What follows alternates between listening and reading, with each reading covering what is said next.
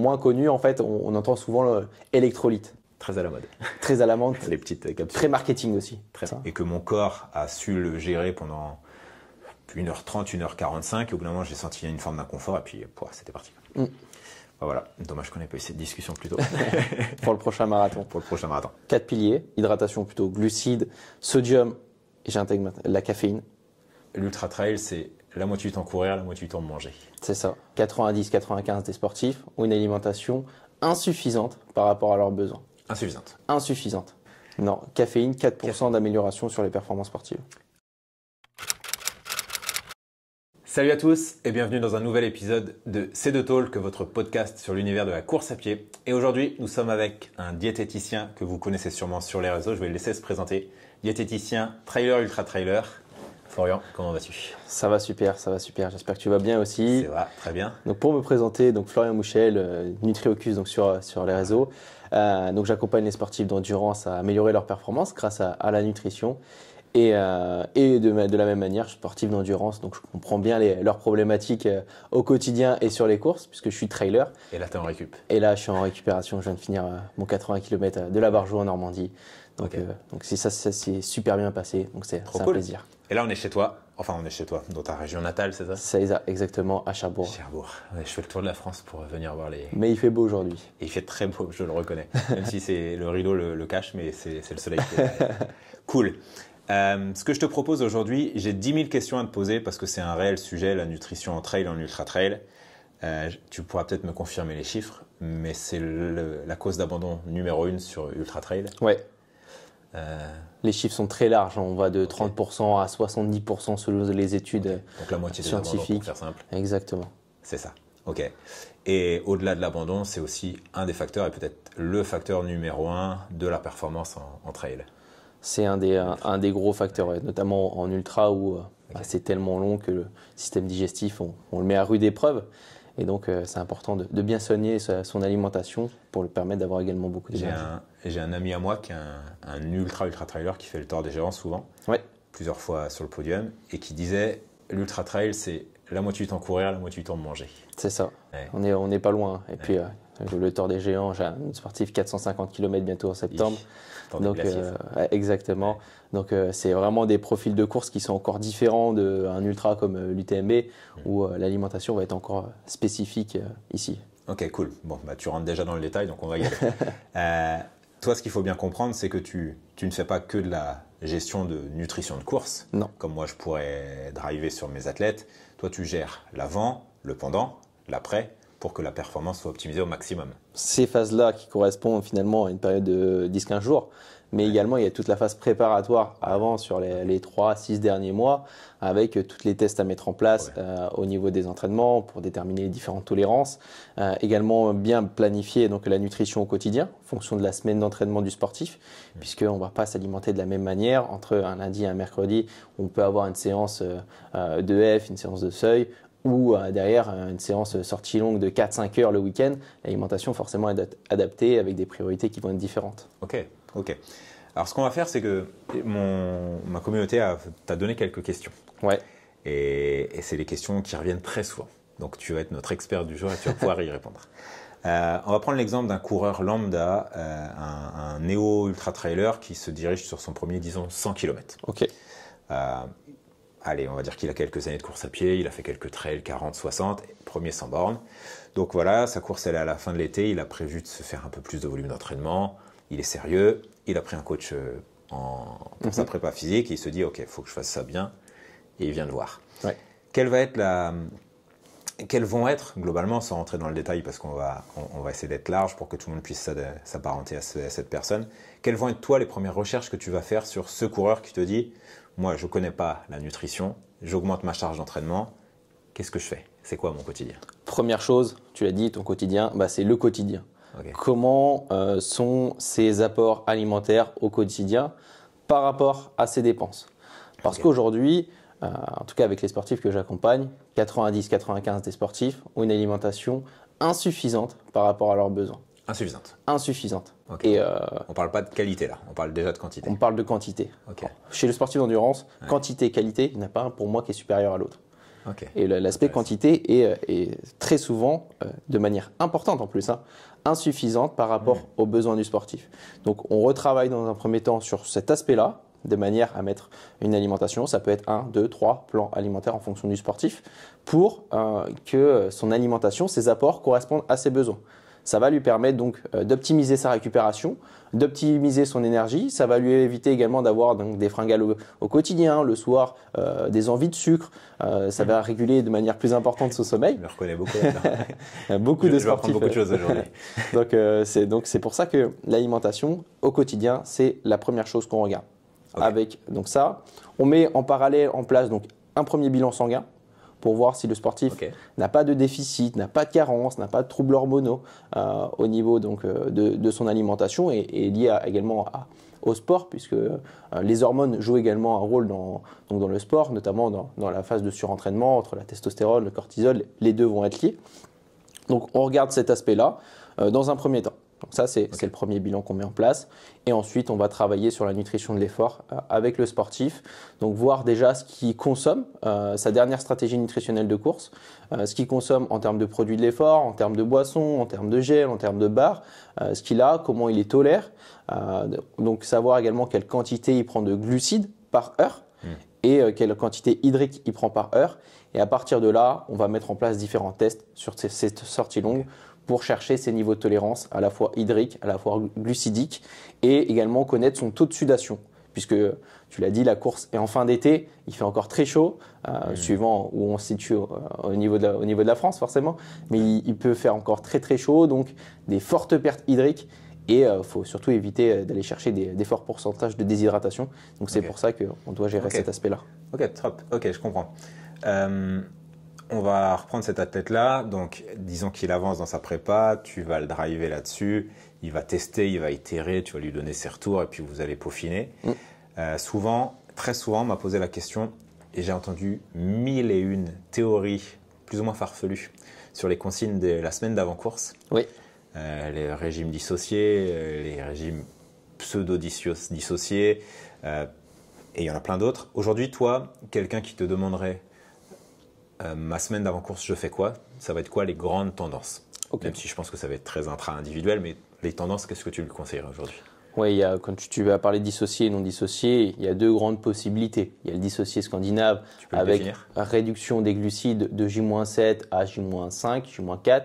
Et derrière, on augmente considérablement donc les apports en glucides de J-4 au J-1.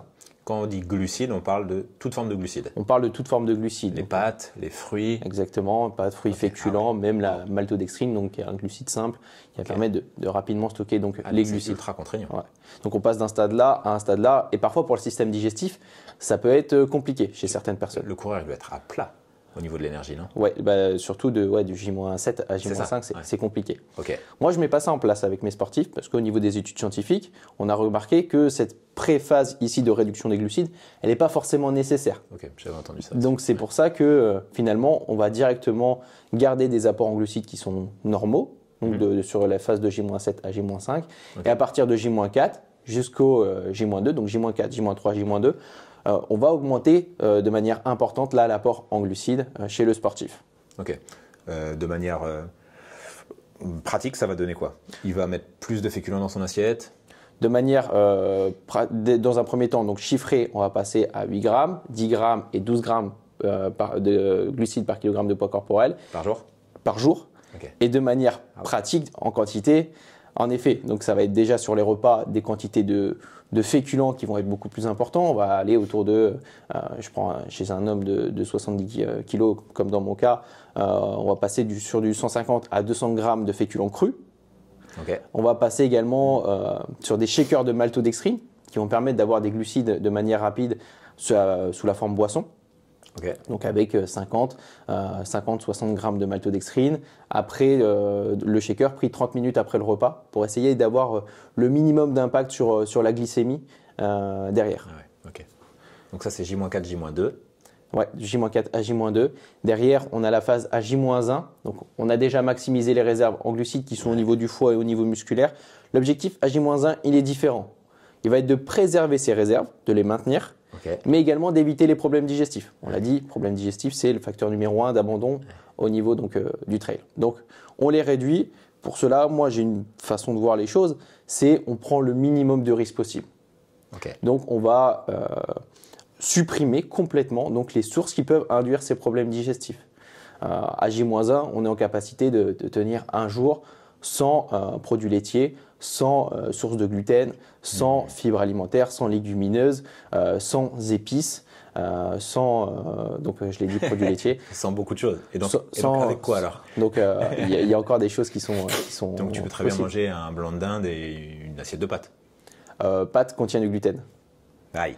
Donc, ouais, mais pas de légumes fibreux, tu m'as dit. Mais écoute, je vais te dire ma journée, moi, à J-1. Ouais. Ça va être le matin, ça va être un pancake avec des flocons d'avoine, donc sans gluten, avec banane, avec fruits, avec du lait végétal, avec un carré de chocolat. Le midi, ça va être un morceau de poulet avec du riz basmati et un écrasé de patates douces. De la compote en dessert, très bien, pour garder la source de glucides. L'après-midi, un smoothie avec flocons d'avoine broyés, les végétales, des sources de glucides, du miel, des fruits. Et le soir, on va être sur quelque chose de très simple, encore un morceau de dinde, une escalope de dinde avec riz basmati ici. Ok. Donc ça, c'est pour l'avant-course. Maintenant, on est le matin de la course. Matin de la course. Le petit-déj, on part sur quoi? Toujours les mêmes recommandations, on évite le lait, on évite le gluten. Toujours les mêmes recommandations ici. En restant, je suppose, relativement proche de ce qu'on connaît et ce à quoi on est habitué malgré tout. Alors, si on ne l'a jamais fait, on teste avant, forcément. Moi, en tant que breton, les crêpes au chocolat, on va éviter. On va éviter. Dans ce cas-là, le petit déjeuner, dernier repas avant la course, 3 heures, ici. 3 heures. Ouais. Plusieurs possibilités. On a la possibilité sucrée, salée ou le shaker, en fonction de ce que va préférer le sportif, également en fonction de sa capacité de tolérance. Potentiellement, ça va être plus facile pour lui à 2 heures du matin de prendre sous la format shaker par rapport à 10 heures du matin, c'est un repas plutôt sucré ou salé. Donc plusieurs possibilités. Si c'est le salé, ça va être un peu comme le repas du soir avec riz basmati et poulet. Si c'est sous format sucré, ça va être sous la forme d'un gâteau sport ici. Et si c'est format shaker, donc ça va être de la whey avec par exemple de la farine d'avoine, de la farine de patates douces accompagnée de lait végétal et d'un fruit. Ok, d'accord. Ouais, bon, finalement les choses assez classiques. Ça c'est pour l'avant-course. Sans rentrer encore tout de suite dans le détail de la course, les recommandations standards. J'ai entendu 1000 choses. J'ai couru avec plein d'athlètes pros. Ils ont tous leurs grandes théories. Oui. Quelles sont pour toi les recommandations, les grandes tendances qui sont quand même essentielles à respecter? Que ce soit en glucides, en eau, en protéines, sodium et tout ce qui va autour. C'est quoi les grandes recommandations que tu donnerais? Sans rentrer dans le détail de la manière de les faire. 4 piliers. Tu en as présenté 3. Glucides, hydratation. J'inverse, hydratation plutôt, glucides, sodium, et j'intègre la caféine. Ah ouais, intéressant. La caféine, je l'intègre. En termes d'apport en glucides, dans un premier temps, déjà, ça va être en fonction de la tolérance de l'athlète, qu'on a déjà déterminé préalablement dans la phase de préparation. Donc l'athlète, potentiellement, il va être en capacité de gérer 60, 80, 100 grammes. Certains, j'ai même des sportifs à 120 grammes de glucides par heure. Donc en fonction de leur tolérance, on va réduire de 20% l'apport en glucides. Imaginons j'ai un sportif qui tolère 100 grammes de glucides par heure. Sur la course, on va le mettre à 80 grammes. Ok, c'est un souci de précaution? Précaution, notamment sur la course, on a un phénomène de stress qui est plus important. On a les BPM qui peuvent être un peu plus importants également. Donc au niveau du système digestif, il y a plus de contraintes. Donc tu vas l'entraîner presque à son potentiel, mais le jour de la course, tu vas dégrader 20%. Exactement. Ah, c'est intéressant. En prévention ici. Ah ouais, ok. Donc ça sur l'apport en glucides. Cet apport en glucides, derrière sur le format des produits qu'on va utiliser, on prend en considération cet apport en glucides. Les produits ne vont pas être les mêmes si on tolère du 40 grammes, du 60, du 75, du 90, voire du 120 grammes. Ok, mais ton objectif, c'est pas une donnée spécifique de dire, moi je souhaite, on entend souvent parler du 90 grammes de glucides à l'heure. Oui. Si ton athlète il peut supporter 120, ça doit être assez exceptionnel quand même, tu vas le pousser plus haut. L'objectif, c'est d'avoir l'apport en glucides le plus important possible. Ok, tu es dans cette dynamique de le plus possible, si et seulement si il peut le tolérer. Exactement. Ok, d'accord. Ouais. Puisque plus on peut avoir des apports en glucides, sachant que les glucides sont le facteur limitant au niveau de l'effort. Les réserves sont relativement faibles. Ouais. Donc plus on a des apports en glucides qui sont importants, moins on réduit nos réserves de glucides, plus on peut avoir une intensité soit la plus importante possible, soit durer à une certaine intensité désignée. Ok. C'est quelque chose qui est très inné ou ça se travaille? Ça se travaille. Ça se travaille, on peut mettre en place. Il y a quand même une belle part de prédisposition. Alors, en effet. Et je prends des exemples standards. Il y a des gens, il y a 50 grammes de glucides, ils commencent déjà à être un peu limite. Et tu prends des Kipchoge, on dit qu'il a 120 grammes de glucides sur un marathon. Ouais. À aucun moment, celui qui n'a pas une prédisposition peut monter à 120. Il y a des données, c'est exceptionnel ça. Ça se travaille. Tu penses que le travail peut te mener en haut de la courbe? En prenant du temps, en étant patient. Ah ouais, okay. Moi, je pensais que c'était quelque chose qu'on optimisait mais de manière assez marginale et qu'on avait vraiment une donnée qui nous caractérisait. Non, on peut monter de manière assez importante. Après, tu m'as parlé de Kipchoge, qui est format marathon, donc sur du roulant, sur 2 heures. Exactement. Donc déjà, c'est un format qui est très court. Ouais.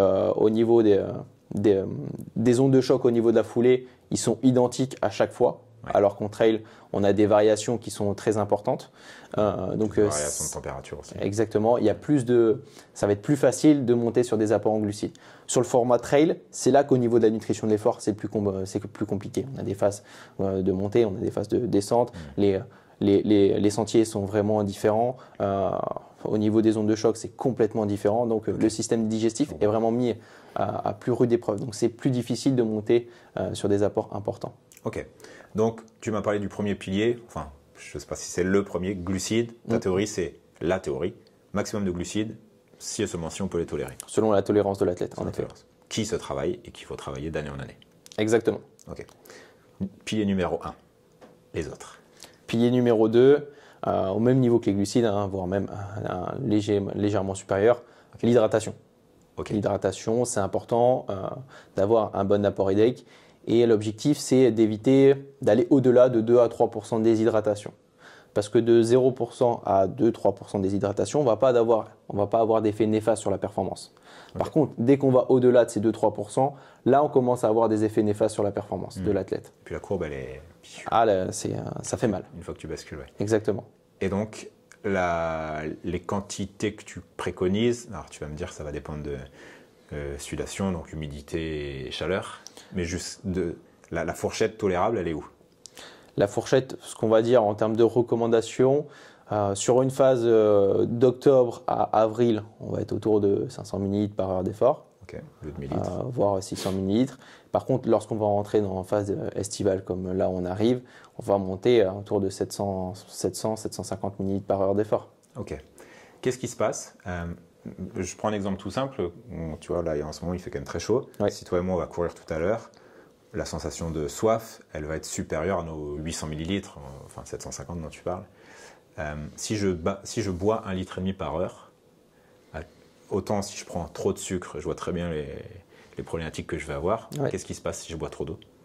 Parce que ça va me donner une sensation de lourdeur.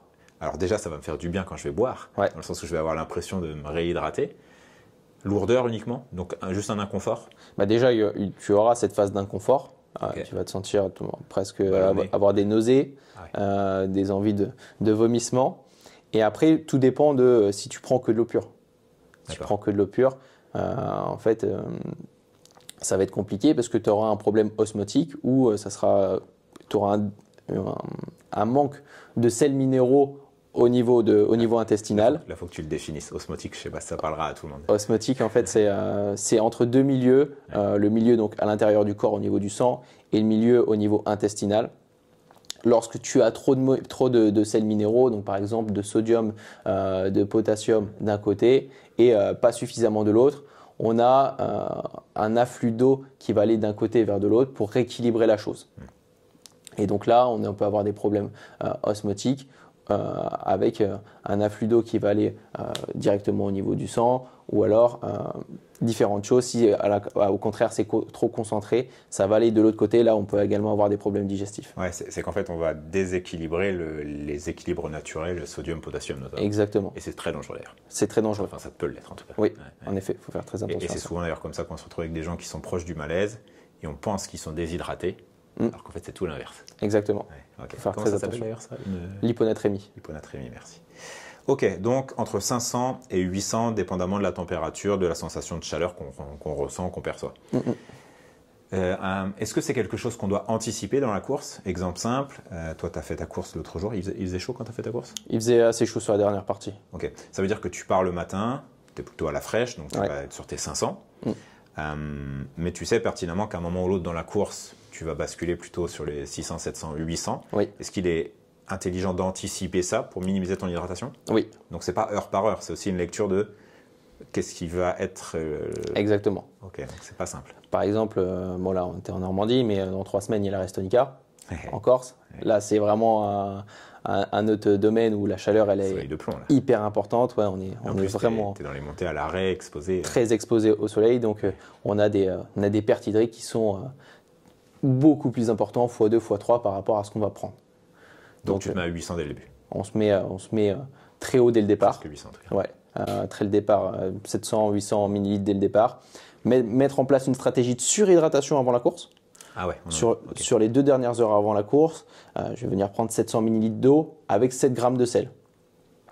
Par heure?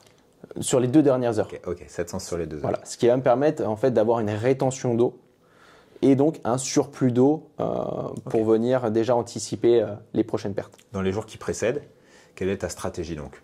Souvent on conseille aux gens, hydrate-toi bien avant la course, ok? C'est quoi hydrate-toi bien? C'est quelle quantité par jour? Déjà, on dit ça, pourquoi? Parce que l'hydratation, l'eau, permet le stockage du glycogène, donc des réserves de glucides. Il faut 2,7 grammes d'eau pour stocker 1 gramme de glycogène, donc qui est la molécule de réserve des glucides. Okay. Donc c'est pour ça déjà qu'on dit hydrate-toi bien. Et en termes de quantité, on va être autour de 2,5 à 3 litres d'eau par jour. 2,5 à 3 litres d'eau pour quelqu'un de ton gabarit, de nos gabarits globalement. Exactement. Ok, super intéressant. Et donc, hydratation 2,5 à 3 les jours qui précèdent, le matin. Sur les 2 dernières heures, ouais. Donc en gros, post-déj avant la course. Exactement. Dans ce créneau-là, avec une boisson, type une ceinture, quelque chose comme ça, suffisamment de sodium ou tu dois en rajouter un petit peu? Non, 7 grammes de sel, il faut que tu en rajoutes. Ok. Parce que 7 grammes de sel, c'est une grosse quantité. Oui, finalement, c'est une pincée de sel. C'est une pincée de sel, c'est 1,2 g de sel. Wow. On est à 5-6 5-6 pincées de sel. Vraiment une eau salée au goût. Oui. D'accord. Ouais. Ok, très bien. Et donc ça te limitera ta capacité à te déshydrater. Et encore, il est probable que tu transpires beaucoup plus que ce que tu te donnes comme hydratation. x2, x3. x2, x3. Malgré tout, tu ne peux pas assimiler plus que tes 800 ml par heure. Tout va être en fonction de la tolérance hydrique, donc de la capacité digestive. Généralement, au niveau des études, ce qu'on appelle la vidange gastrique, elle est autour de 500 à 800 ml par heure. Et chez certains sportifs qui sont bien entraînés, on peut atteindre 1 litre par heure. Donc en fait, fatalement, on accepte de perdre en hydratation au fur et à mesure de la course quand on est exposé au soleil. Exactement. Donc on diminue son rythme et on s'adapte. Bien sûr. Quel est l'impact de la chaleur sur le premier pilier dont tu me parlais tout à l'heure, ma stratégie en prise de glucides, est-ce qu'elle est impactée par la chaleur? Elle est absolument impactée par la chaleur. Donc si on reprend ce gars à 100 grammes de glucides, donc tu lui avais retranché 20, il est à 80 grammes de glucides, manque de peau, jour de canicule, qu'est-ce que je fais? Déjà, le fait qu'il y ait de la canicule, l'utilisation au niveau corporel des glucides est différente. Okay. Le corps va utiliser davantage les glucides de nos réserves par rapport aux glucides qu'on va apporter par l'alimentation. Ok. Donc ça, c'est une première chose. Deuxième chose, on a donc une déshydratation qui est beaucoup plus prononcée. Forcément, parce que le corps produit beaucoup plus de chaleur, il a beaucoup plus de mal à l'évacuer. Ouais. Au niveau du sang, le sang, il doit aller vers les zones qui sont prioritaires, donc c'est à la fois musculaire et également situé sous-cutané, donc sous la peau pour évacuer cette chaleur par la transpiration. Okay. Et forcément, tout cela fait que le sang au niveau du système digestif, c'est beaucoup plus réduit. Donc on a encore plus de risques de problèmes digestifs. Au niveau de l'absorption, les capacités sont réduites. Donc pareil, on doit être très vigilant sur ces aspects-là. Réduire potentiellement un peu plus l'apport en glucides, augmenter l'apport. Proportion. Par exemple, si j'étais à 80, je vais réduire à 70. D'accord, ok, donc 10%, 10-15%. Exactement. Ouais, ok, mais quand même, mais tout de même. Donc je réduis ici, j'augmente à mes capacités, donc l'apport hydrique. Et surtout, dès que j'ai la capacité, je vais prendre de l'eau sur le ravitaillement pour me rafraîchir tout le corps. Ouais, immerger autant que possible. Exactement. À quel moment, tu vois, là ça devient complexe parce qu'il faut imaginer ce coureur qui avait sa stratégie, tu lui as mis une belle stratégie sur son tableau Excel. Presque même au-delà de sa stratégie, il avait à tel kilomètre sa barre, son gel, sa boisson d'effort et tout était super calibré. Quelle minute, ouais. Manque de peau, en fait, tu pensais avoir un 20 degrés, mais la météo, elle a changé et puis tu as eu 34. Et donc, sa stratégie du jour, eh ben, finalement, elle est plus adaptée, elle est plus adéquate. Est-ce qu'on a des phénomènes, des symptômes qu'on va percevoir qui vont nous dire ça, c'est des signes d'adaptation à mettre en place? Est-ce que c'est des choses qu'on sent? Moi, je te donne mon expérience. J'ai très souvent eu des problèmes digestifs sur marathon uniquement, pas sur ultra trail. Et j'ai souvent vomi. Et j'ai rarement perçu les signes annonciateurs. Entre guillemets, quand je commence à sentir un inconfort, c'est que dans le kilomètre qui allait suivre, c'était fini pour moi. Enfin, j'allais vomir. Est-ce que toi, tu peux nous dire, est-ce qu'il y a des choses à pressentir, une sensation particulière qui nous invite à diminuer les glucides? Ou au contraire, tu as une sensation d'inconfort, mais vu que sans glucides, pas d'énergie, tu n'avances plus, tu continues à prendre ta dose parce que tu l'as calculé. Qu'est-ce que tu me conseilles à ce niveau-là? Au niveau de ça, notamment pour rester sur l'aspect chaleur, généralement, c'est un coup de chaud. On va ressentir un coup de chaud corporel, la température corporelle qui est vraiment level up. Qui augmente d'un coup. Finalement, au niveau du cerveau, on va sentir un plus patraque, on va sentir vraiment moins dans la concentration, ça sera beaucoup plus difficile. Je pense que tout le monde peut comprendre ça. Et en fait, tu transpires à grosses gouttes. C'est ça. Et au niveau digestif, ça commence à être dur de prendre les glucides, plus dur de prendre la boisson de l'effort, plus dur de prendre un gel. Et donc ça, c'est des signaux qui peuvent être présents, qui montrent qu'au niveau de la chaleur, c'est un point. Après, donc là, à ce moment-là, tu leur dis, le conseil que tu leur donnerais si tu étais à côté d'eux, prends pas ton glucide. Retarde-le un peu, augmente l'apport hydrique. Ralentis le rythme, mets-toi à l'ombre. Exactement. Laisse passer la crise. Quoi. Et avec de l'eau, rafraîchis-toi ici.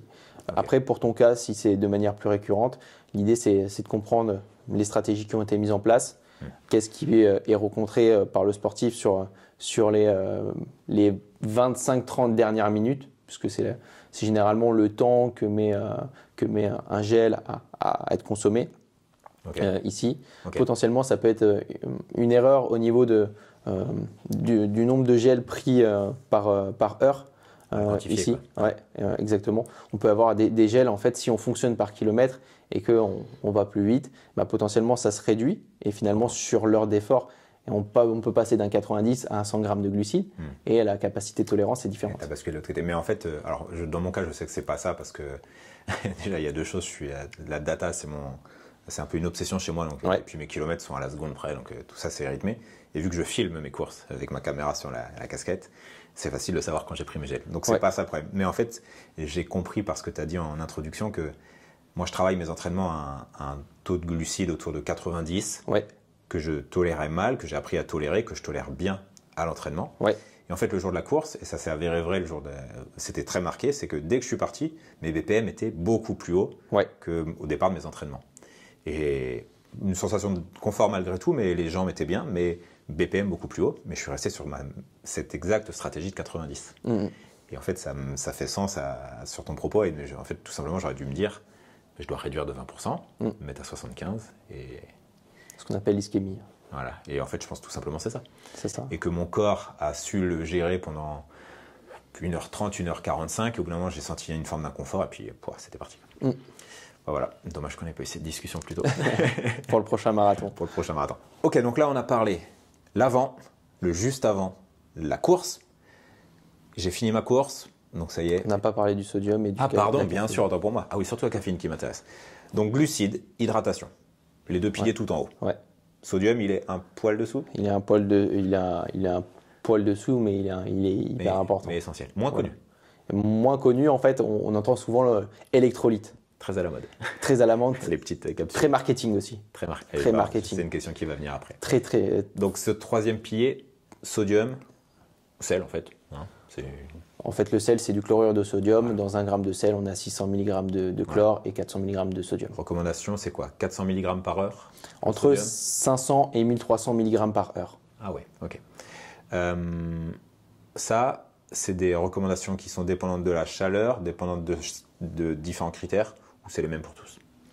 C'est en fonction des pertes du sportif, Ok. mais elles sont très difficiles au niveau du sodium à quantifier. Il faudrait des patchs qui sont très coûteux. Donc généralement, en fait, on va utiliser des recommandations entre les 500 et les 1300 mg par heure. Ok, d'accord. Dans quel type de produits on les a? Tous les produits salés? Les produits salés, les produits glucidiques en comportent également. Boissons d'effort notamment. Boissons de l'effort, gel, bar, comportent des apports en sodium. Un gel, je vais citer par exemple Morten, parce que c'est les plus utilisés sur la route. Un gel Morten, il a du sodium. Il a du sodium. Ok, dans des quantités suffisantes pour assurer les apports? Tout dépend de quel apport en glucides et du nombre de gels. Bien sûr, ouais, c'est toujours pareil. D'accord, ok. Donc ça, très essentiel aussi. Exactement. Qu'est-ce qui se passe si tu les prends pas, ces apports-là? Si tu les prends pas, donc forcément, tu as des apports hydriques qui vont être hauts et on va voir ce qu'on appelle tout à l'heure potentiellement une hyponatrémie. On revient, ok. Oui, sauf que là, c'est pas dans le fait d'avoir trop d'eau, c'est le fait de ne pas avoir assez d'apport en sodium. Exactement. Ouais, Donc ok. c'est important d'avoir cet équilibre. Équilibre à retrouver. Glucides, hydratation, sodium, Caféine. caféine. Voilà, là, tu me surprends. Caféine, au niveau Je des pensais que tu études me citerais scientifiques. plus la protéine. Non, caféine, 4% d'amélioration sur les performances sportives. Alors, dis-moi en plus. C'est vrai pour tous. Est-ce que c'est. Moi, on m'a souvent posé la question. Alors, fut un temps, pas si vieux, où la caféine était considérée comme un produit dopant dans les listes. Mhm. Donc, c'est qu'à un moment, on lui a quand même considéré des effets un peu presque magiques. Ouais. Puis, ça a été accepté.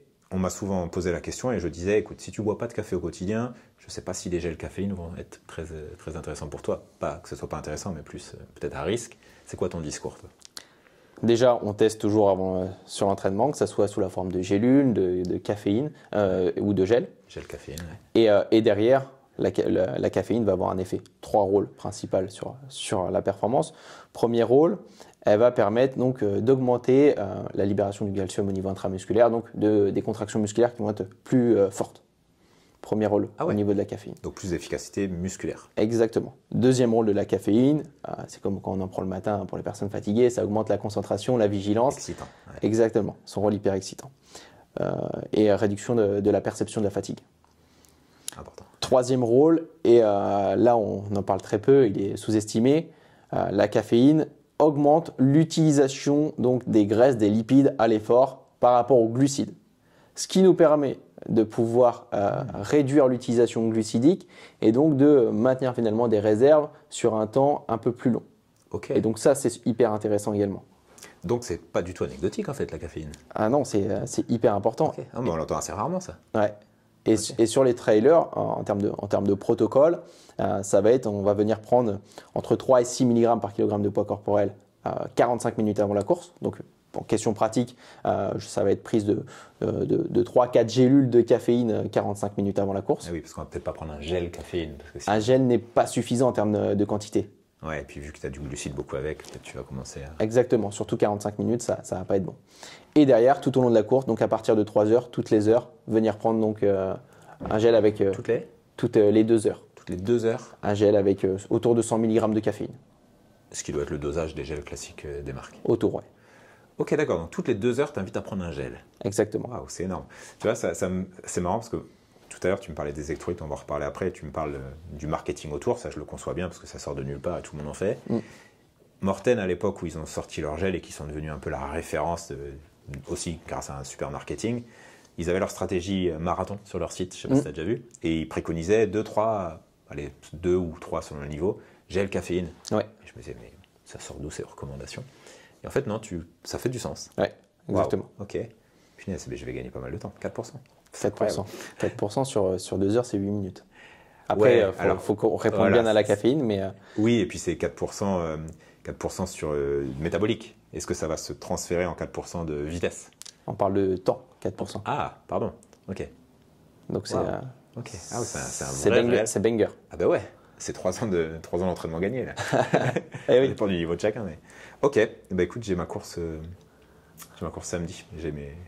Mon sponsor Meltonic a sorti des gels caféine il y a quelques temps. D'accord. Je les ai testés, je les trouve sympas et je vais pouvoir les mettre en place. Ah, voilà. Ça va être incroyable. Ok, bon bah super. Là on a la recette parfaite pour maîtriser nos sorties et nos courses. J'ai fini ma course, ça y est, grâce à la caféine, j'ai gagné ma course.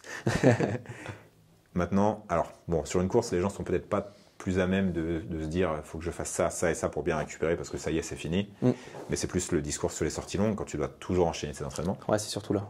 Ouais. J'ai fait ma grosse sortie, on va dire je suis à S-4 de mon UTMB, donc j'ai d'autres sorties qui vont arriver, je suis dans la charge. Weekend shock peut-être même, c'est encore plus parlant. Ouais. J'ai fait mon samedi, demain j'ai encore une grosse session. Je viens de poser, je viens de m'asseoir, je suis chez moi, j'ai fini ma sortie, j'ai accès à tout. Je fais quoi, comment, dans quel ordre? Est-ce qu'il y a un ordre? Est-ce qu'il y a des fenêtres métaboliques dont on parlait? On en parle peut-être un peu moins. Qu'est-ce que je fais là? Là, je vais te régaler, je vais donner un protocole complet. Ah, parfait, excellent. Tu finis ta sortie. Ouais. Au bout de 10-15 minutes après ta sortie, tu vas venir prendre donc des glucides sous la forme maltodextrine, avec de l'eau sous la forme d'un shaker finalement.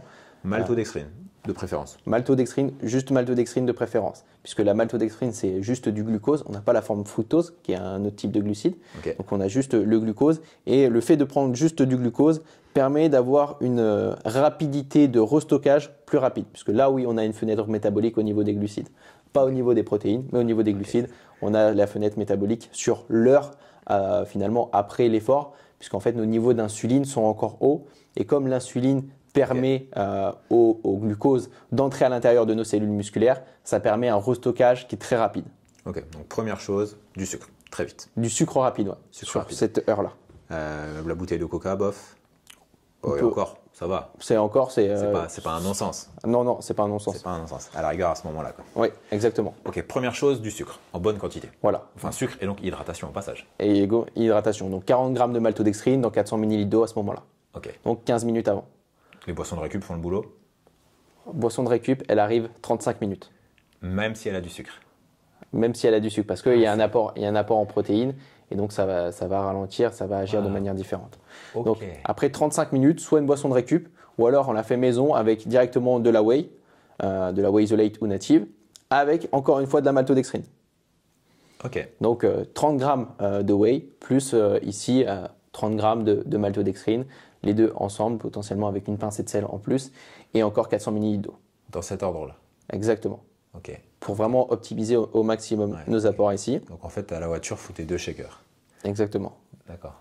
Après, s'il n'y a pas la possibilité, on rassemble tout dans un. Ouais, bon, la petite bouteille de coca et puis ton shaker de boisson d'effort avec tes protes à une demi-heure. Voilà. Déjà, c'est pas mal. Voilà. Déjà, ça va être intéressant. Ok. Ensuite, au bout d'une heure, 1h30, tout dépend donc quand est-ce qu'est situé notre prochain gros repas. S'il est immédiatement derrière, donc on va prendre le repas ici, mais imaginons le repas est dans 3 heures, 4 heures, on va venir prendre une collation 1h30 donc après notre sortie, avec encore une fois donc un peu d'apport en protéines, mais surtout des apports en glucides. Donc potentiellement ça peut être des flocons d'avoine, ça peut être de la compote, par exemple avec du fromage blanc pour l'apport en protéines, et un peu de miel pour ajouter encore plus de glucides. Et là, Et un peu de plaisir. voilà, un peu de plaisir et du fructose aussi qui va être présent. Ok, incroyable. Tu me parles de protéines et du coup j'ai une question qui me vient. Est-ce que ça fait du sens de prendre des protéines pendant l'effort? Alors, non pas que tu les assimileras et que tu auras le temps de les synthétiser, enfin d'en faire quelque chose pendant ton effort, mais déjà pour anticiper cette récupération post-effort. C'est utile ça? Parce qu'il y a plein de produits de barres d'effort protéinées. Oui, il y a plein de produits de barres d'effort protéinées. En réalité. Déjà, par rapport aux barres d'effort protéinées, il faut faire très attention. Généralement, elles sont riches en fibres et les protéines ralentissent la vidange gastrique. Donc, faire très attention déjà sur cet aspect-là. Donc, encore une fois, tester à l'entraînement.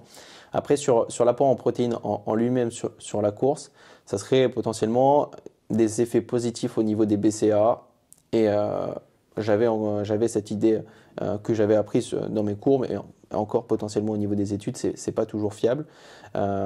Cet apport en BCAA pourrait avoir un effet positif, notamment sur la perception de la fatigue nerveuse qui est réduite, liée au combo entre les BCAA et tryptophane, et sur la diminution des douleurs musculaires. Potentiellement. Un peu comme la caféine finalement. Un peu, mais c'est pas prouvé au niveau scientifique. Non, ouais, je vois bien que tu l'évoques avec un peu de retenue. Ouais, avec potentiellement.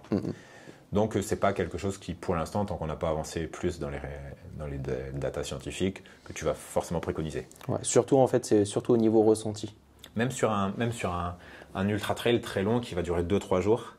Ah là, ça va être complètement différent. Là, oui, il faut des apports en protéines. Ouais, et puis même presque des repas. Mais à la rigueur, c'est tout autre chose. Exactement. Non, alors, disons un UTMB pour ceux qui vont le faire en 45 heures, les apports protéines. Il va falloir des apports en protéines. Ok, mais ceux qui vont le faire en moins de 30 heures.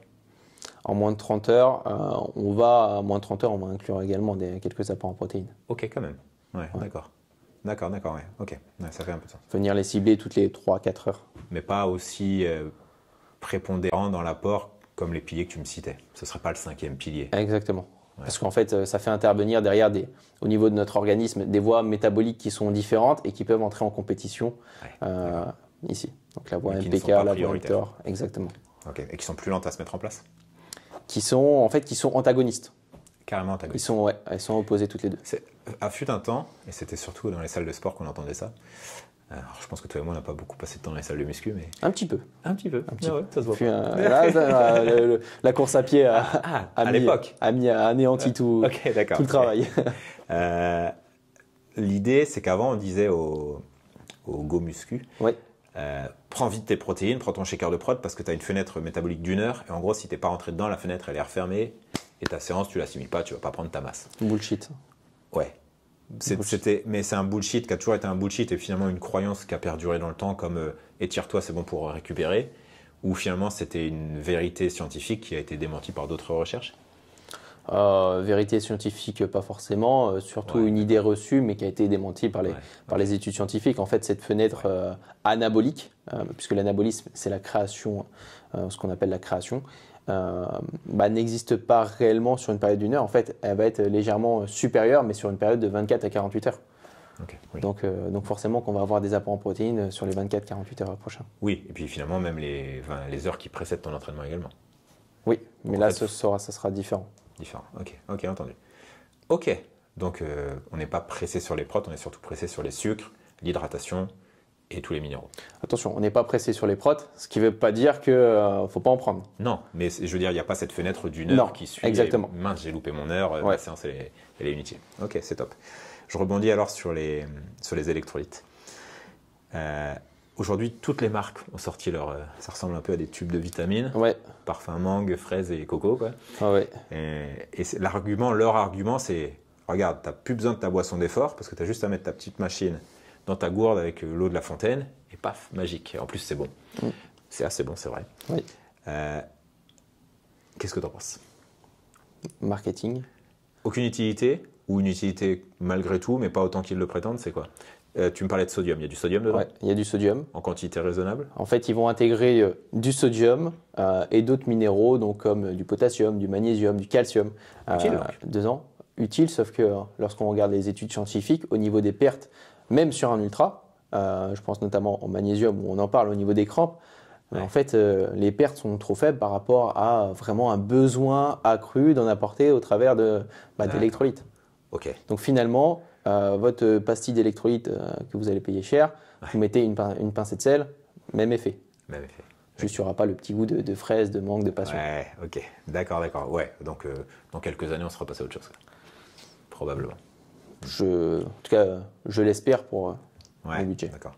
Finalement, rien ne remplacera la boisson d'effort en poudre que tu mets. Exactement. Ouais.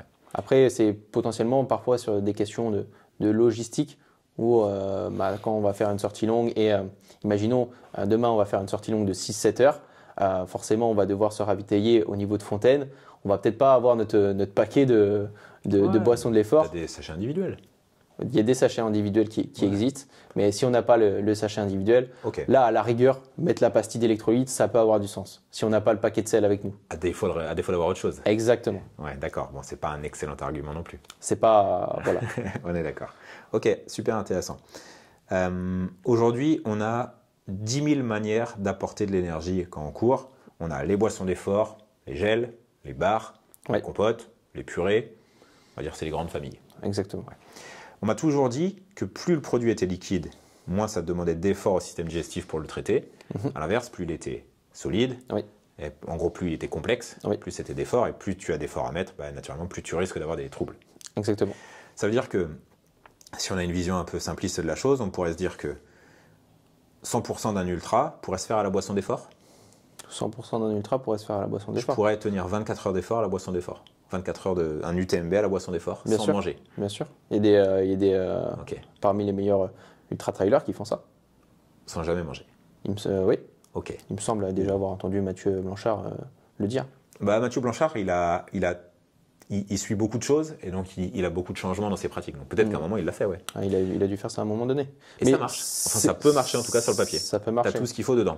Exactement. Après, derrière, c'est en termes d'apport en glucides, potentiellement, ça va être plus réduit. D'accord.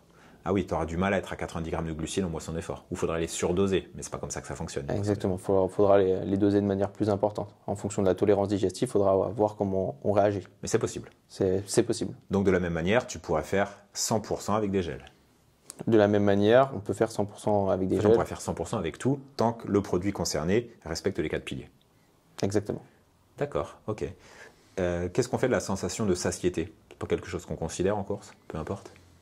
Généralement, si on a faim, c'est qu'on ne s'alimente pas assez. D'accord. Okay. Et généralement, quand on s'alimente bien, la faim, elle n'est pas trop là. C'est pas un critère. Ok, c'est super intéressant. D'accord. Donc, la réalité, c'est que une fois que tu as trouvé ton produit, tu n'as pas forcément besoin de le diversifier. Moi, j'ai toujours eu cette tendance à dire aux athlètes, plus on fait des courses longues, plus on a un risque d'écœurement, de fatigue mentale et digestif, et que peut-être aller diversifier un peu les apports va limiter cette fatigue qui va s'accumuler. Ça, c'est quelque chose qui peut être bien à mettre en place, notamment sur du long, voire du très long, notamment sous la forme de cycle de 3-4 heures. Puisqu'on peut avoir, au niveau digestif, une forme de dégoût au sucre, et le fait de varier à la fois les textures, le fait de varier les goûts permet de retarder en fait cette phase de saturation, notamment au niveau des produits glucidiques. Donc ça peut quand même être un facteur pour mieux supporter ton... Exactement. Ouais, d'accord. Ok, c'est top. Qu'est-ce que tu penses? Une tendance aussi qui a existé, qui existe un peu moins. Tu connais Olifat, la marque? Oui, j'en ai entendu parler. Qui vendait 100% des produits étaient à base de lipides. Je crois que d'ailleurs ils ont fermé. Donc ça répond à mon avis beaucoup à ma question.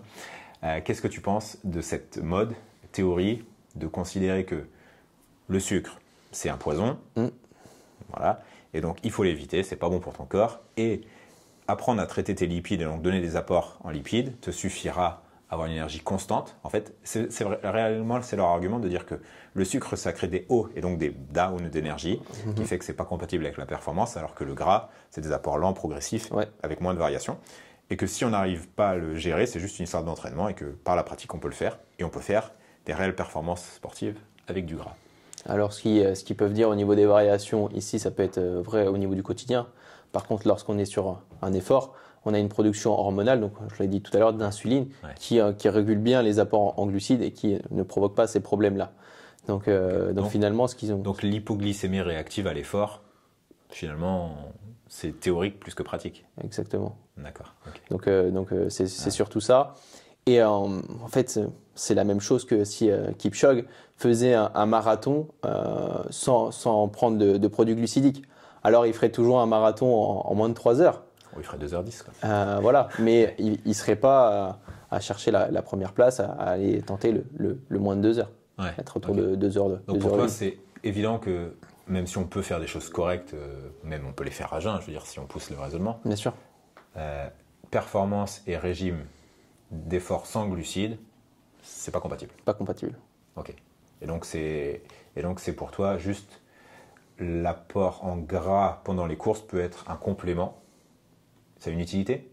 Sur du très très très long, sur du ultra et ultra plus. Ok.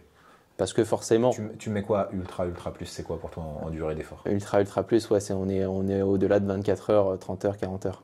Ouais, quand tu commences à taper la deuxième nuit. Exactement. D'accord. Pourquoi on va les intégrer? Parce que les gras vont être le macronutriment qui apporte le plus de kilocalories. Et à ce moment-là, forcément, sur des temps qui sont aussi importants que ça, notre intensité est relativement beaucoup plus faible.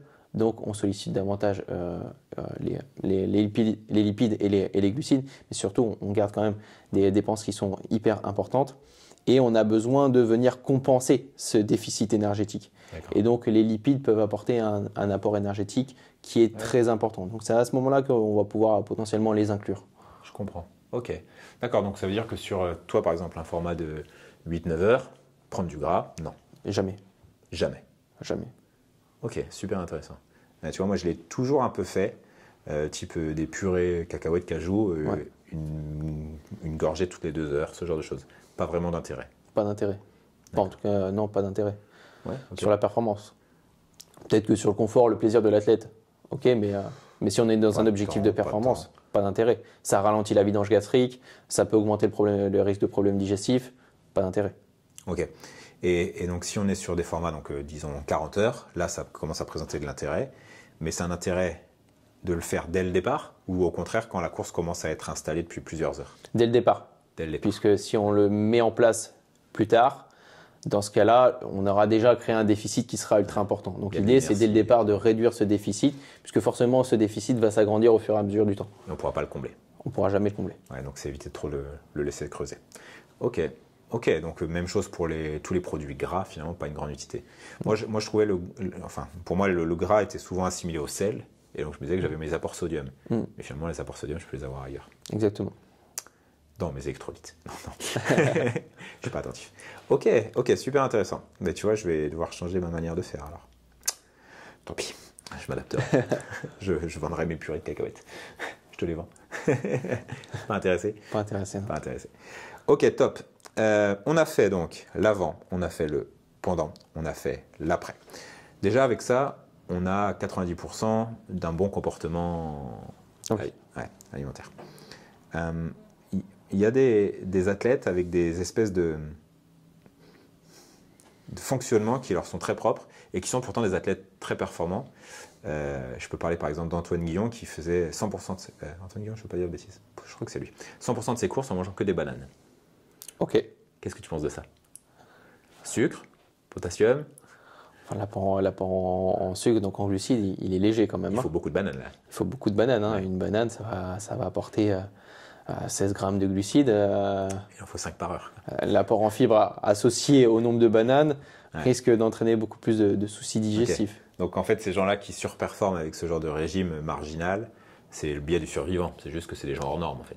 Ils vont surperformer par rapport à l'utilisation de leur ce qu'on appelle substrat énergétique. Ouais. Ils vont beaucoup plus utiliser donc les lipides pour un certain niveau d'intensité par rapport à d'autres personnes qui vont utiliser beaucoup plus les glucides.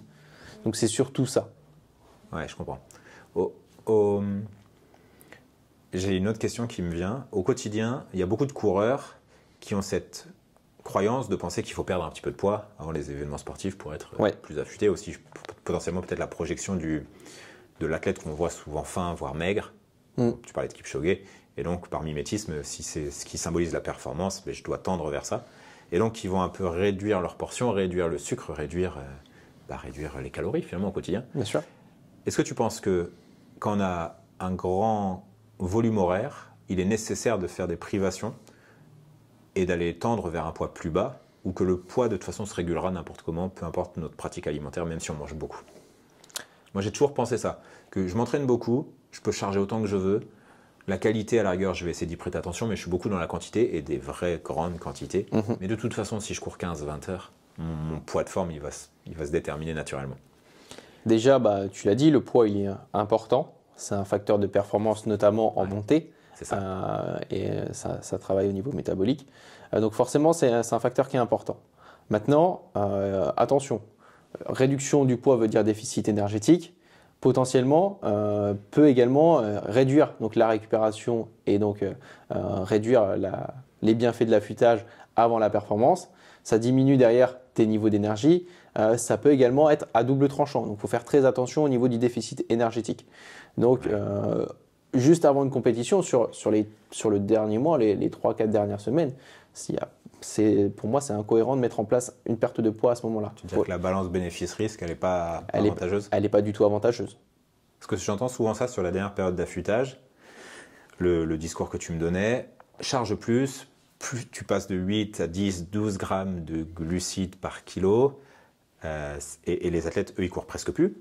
Si c'est un affûtage pour un ultra, donc on est vraiment dans une période où on en fait très peu, ils en ont fait beaucoup, ils en font beaucoup moins, ils mangent beaucoup plus, et ils se disent, putain, j'ai la sensation je suis un bibanhomme, quoi. Je fais que manger, et je suis lourd, et je me sens gros.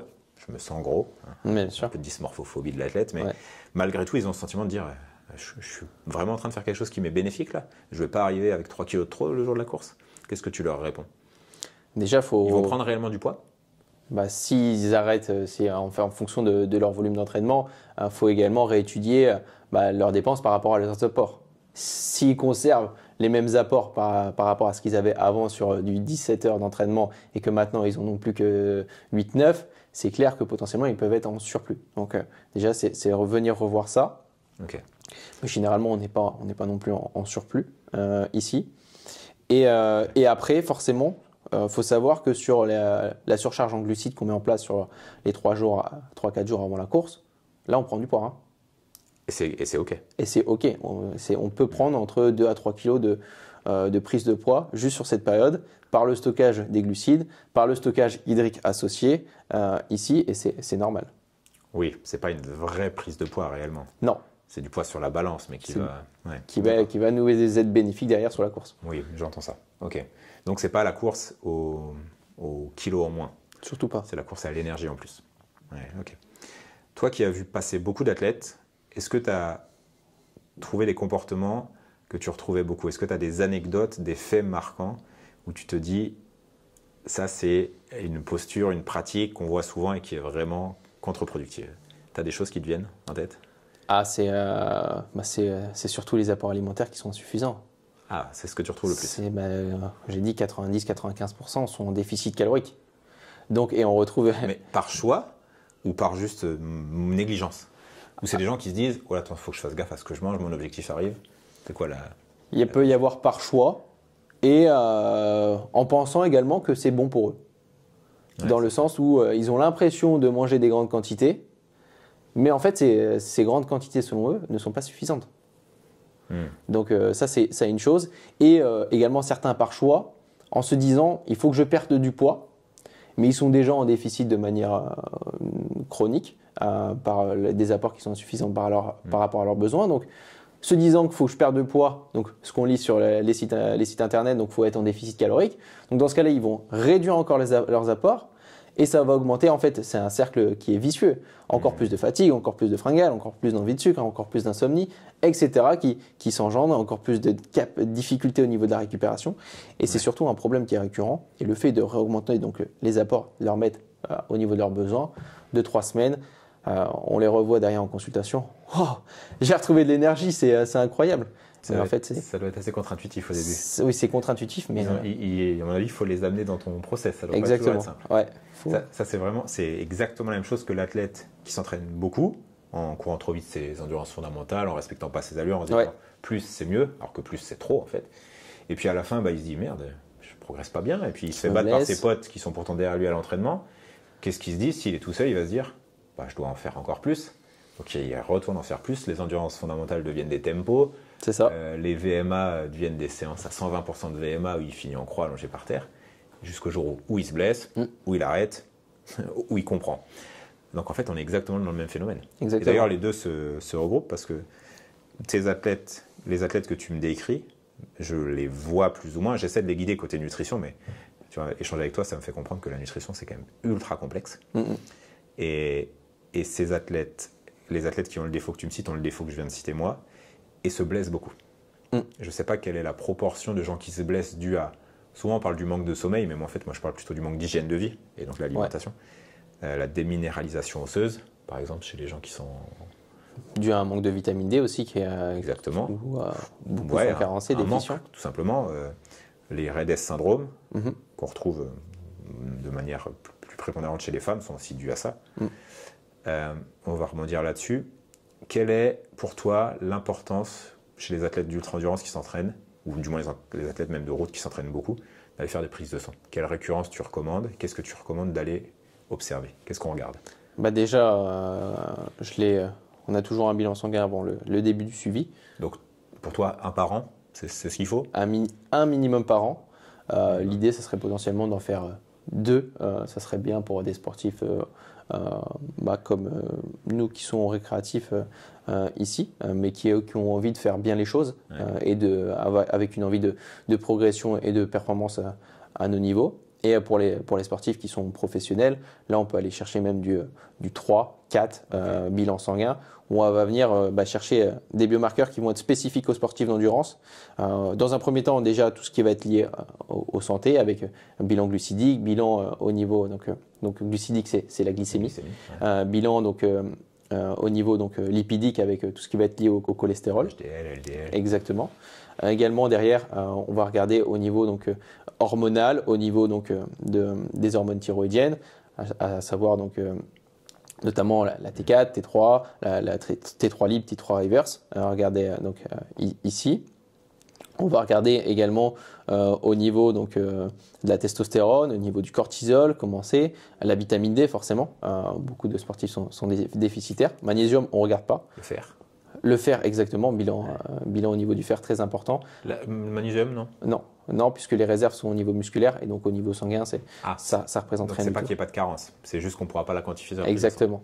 Au niveau du fer, hyper important, à la fois la ferritine, à la fois l'hémoglobine. On regarde l'hématocrite. Zinc, on va regarder aussi, même si ça prend plus de temps à recevoir les résultats. Au niveau du zinc. On peut regarder au niveau inflammatoire ce que ça donne également, s'il y a un terrain présent ici. Comment tu vois, soyons plus pratiques, donc les athlètes vont regarder ça, ils vont se dire putain, il faut à tout prix que je le fasse. C'est probablement pas ton médecin qui va t'envoyer avec une liste comme ça, à moins que tu aies un top médecin.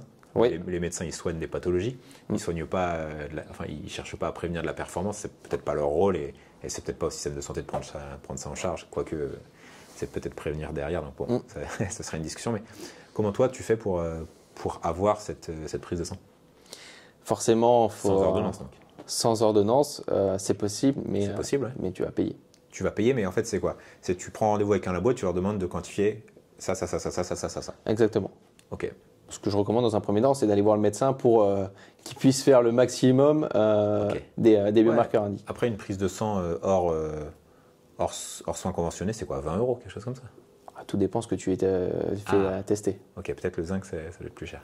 Non, zinc ne va pas être le plus cher, mais tu vas avoir par exemple la testostérone, on va être en fonction des labos, on va être autour de 26 €. Tout ce qui va être au niveau pro-inflammatoire, on peut être autour de 36. Ça peut vite chiffrer. Ils font payer par marqueur comme ça? Exactement. Ah, je pensais que c'était le geste de la prise de sang qui était coûteux et qu'après c'était... Non. D'accord. Donc ouais, ça peut être coûteux. J'ai un sportif, il m'a dit ça m'a coûté 200 €. Pour la liste complète? Pour une partie de la liste. Pour une partie de la liste. Ouais. Ok, autant pour moi. Donc c'est quand même assez cher. Oui, donc si ton médecin peut t'en quantifier déjà une partie et que toi tu complètes. Vaut mieux, ouais. Ouais, d'accord. Ok. Une fois que tu as tes résultats, donc je pense que chez un sportif qui s'entraîne beaucoup, on ne peut pas ne pas avoir de carence si on n'a pas de complément. Notamment la vitamine D, ça c'est sûr. Vitamine D, j'aurais même tendance à parler du fer. Le fer, le fer, on peut avoir des bons taux de fer sans supplémentation. Okay. Et je ne recommande surtout pas la supplémentation en fer. Sauf si la prise de sang Sauf s'il y a une réelle carence. Ouais, d'accord. Ok. Parce que sinon, derrière, au niveau toxicité, c'est pas les supplémentations en fer sont pas. Quand on parle de supplément, on est ok qu'on parle pas de médicaments. On parle de compléments, ça peut être à base de spiruline ou autre chose. Exactement. On parle pas de tardiféron. Non, bien sûr. Ok, on est d'accord. Ça veut dire que très probablement 90% des gens qui nous écoutent, qui s'entraînent beaucoup, ont des carences quelque part. Peuvent avoir des déficits. Plus ou moins. Voilà. Ouais. Toi, tu prends des compléments? Bien sûr. Sans rentrer dans tes résultats de prise de sang? Oui, je prends des compléments. T'en prends à l'année? À l'année. Ouais, ok. À l'année pour à la fois l'aspect santé, à la fois pour l'aspect concentration au niveau de ma pratique professionnelle de diététicien du sport, également au niveau performance. Donc des compléments sont pris à l'année, notamment avec multivitamines, les oméga 3, la vitamine D, qui sont vraiment les 3 bases essentielles selon moi. Okay. Derrière, je vais venir rajouter potentiellement de la glutamine, de la glycine. Et suivant donc, ce que je vais travailler, différentes problématiques, je peux rajouter différentes choses en plus, notamment de l'ashwagandha au niveau du stress, potentiellement de la curcumine au niveau articulaire encore, ça dépend au niveau des études scientifiques, c'est encore assez flou. Collagène? Collagène, non, je ne le prends pas. Je prends la glycine, du coup, qui est un précurseur okay. de ce collagène, mais qui est plus propre. Ouais, okay. Ici, et qui a également un rôle sur le sommeil. Mélatonine également que je viens prendre okay. pour favoriser un bon sommeil. Ok.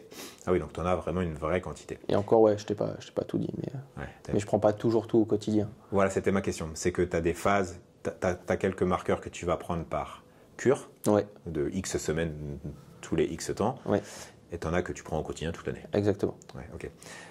Ça me fait rebondir. Tu vois, par exemple, à l'instant, tu parlais du fer. Moi, je prends du fer. Enfin, non. Je prends de la ferritine en complément alimentaire tous les jours. De la ferritine? C'est une erreur? C'est le terme peut-être? La ferritine est la molécule de stockage du fer. D'accord, donc c'est peut-être pas le terme. Du bisglycinate de fer? Merci. Voilà. Okay. Tous les jours. Tous les jours. Parce que j'ai plus d'unités de mesure en tête. Je crois que chez les sportifs d'endurance, à part en dessous des 40 mg. Enfin, en dessous de 35. En dessous de 35, on commence à être limite. J'étais à peine à 20. Ok. Voilà. Là, oui. Voilà. Donc, et pour la simple et bonne raison, enfin, une des raisons à ça, c'est que je suis végétarien. Ouais. Donc je ne mange pas de viande depuis 6 ou 7 ans. Ok. Je ne mange pas de poisson. J'ai une alimentation saine, mais je n'ai pas des apports.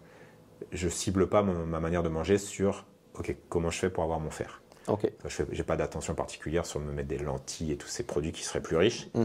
Et puis j'ai des dépenses qui sont quand même importantes. Donc j'aurais peut-être même du mal, si je le souhaitais, avoir uniquement tout dans mon alimentation. Je ne sais pas, ce serait une discussion. Donc j'en prends tous les jours. Ok. C'est pas une erreur? Faut regarder ton bilan sanguin.